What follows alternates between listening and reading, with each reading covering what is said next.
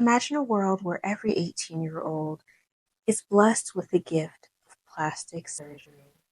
You no longer have to worry about what you're going to look like. You no longer have to worry about not fitting societal norms because everyone will look the same. Today, we're going to delve deeper into this episode and what it means for society.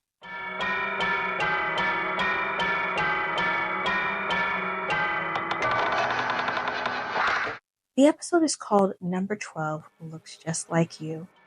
Now, in this TV show, there were 12 different models of the bodies that you could have, and you would immediately be transformed face, hair, body to something that is more beautiful, pleasing to the eyes. And therefore, everyone was given the opportunity to be beautiful. In this episode, it follows a young girl who is about the age of 17, who is on the cusp of being able to have this procedure done. In her life, everyone has had the procedure, including her father and mother. And so the mother is very disturbed when she hears the daughter say that she is not interested in having the procedure done. Now, like any good mother, she takes her to get psychological help because why wouldn't she want to look beautiful?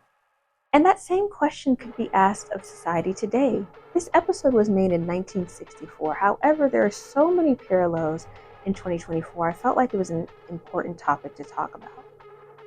So throughout the episode, she is repeatedly pressured to conform. However, they are telling her that it is not necessary to get the procedure done, but they are very confused as to why she will not.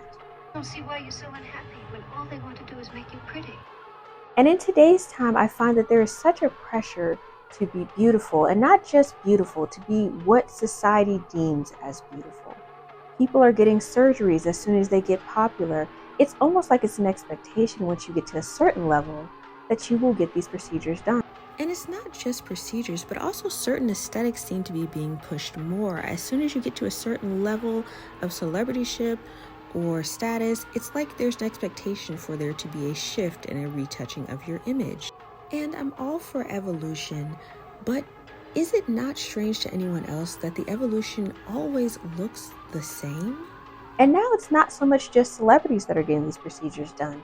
Nurses, doctors, you name it, people are trying to get it done. They're getting a little lipo here, a little facelift there. And it's literally marketed like that. This is just a little, it's just a little bit, a little touch here, a little touch there.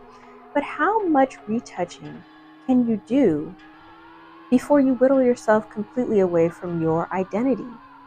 And I believe that that's what is being lost now. And interestingly, in the episode, everyone who had the procedure was happy. They were happy, they were beautiful, they had no cares in the world.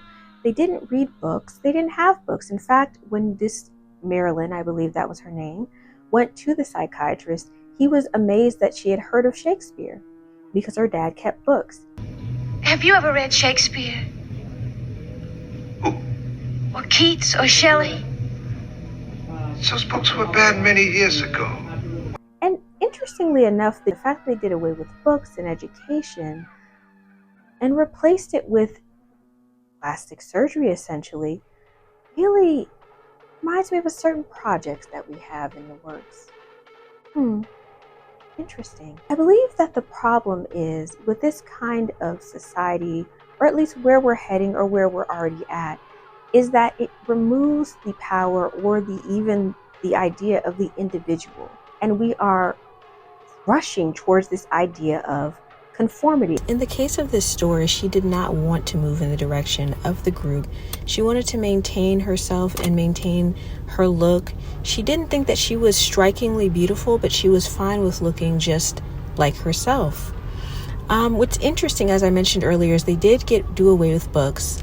And that could be something that set her apart, the fact that she had read books, that her father had spoken to her about different concepts, so she was a little bit more enlightened than the other characters. But what I also found interesting was while the other characters were very happy, they didn't have any critical thinking or any sign of thinking for themselves. Can't you feel anything? Oh, of course, silly. I feel good. I always feel good. Life is pretty, life is fun. I am all and all is one. Even if you get all the work done in the world, chances are something else will be marketed to you that makes you feel like it is still not enough. And this is not me trying to tell you what to do. If you want to get some work done, get some makeup, get certain clothes, by all means, do what you're going to do. My only reason for making this video is to bring the consideration or the thought into your mind that is this really something that you are doing for yourself, or is this something that has been marketed to you? I believe that when you're going to get anything done, any procedures done, anything at all, even down to buying your clothes and buying your makeup, it's important to consider your boundaries. What are you going to do to keep your individuality and keep it being you? How much of this is about societal pressures and conforming, and how much of this is really about you as an individual? And how much of you are you willing to let go of just to be accepted by a large group? And I understand in most cases, the answer to that is most people will let go of many things just to be accepted. And we find that the main character found herself in a society where no one could understand her. She had feelings, she had thoughts, and all of these things were just baffling to her mother, her best friend, everyone in her circle. And in the end, she did decide that number 12 looked just like her. And the nicest part of all, Val, I look just like you. I'm interested to hear your thoughts on this topic. And as always, thank you for being here. Thanks for watching. If you like this video, please like down below, subscribe, share. And I hope you have a great day, night, or whenever you're watching this. Your daily programming is now complete. It's time to wake up now.